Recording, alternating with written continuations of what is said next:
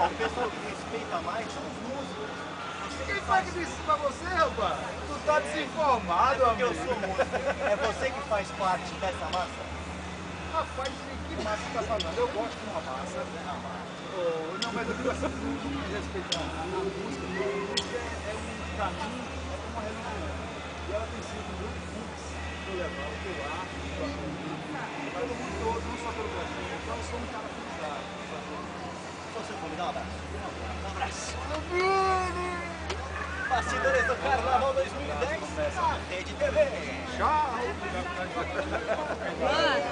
Ana, peraí que eu acho que eu também.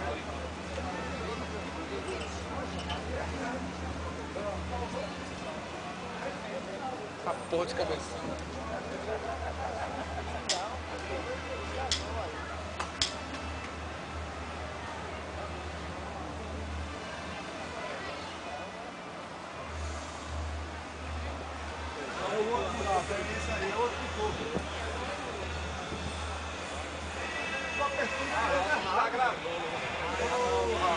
Me dá pra bater, vai. Agora vai? Vai. Agora foi. Obrigado. Opa, olha aí.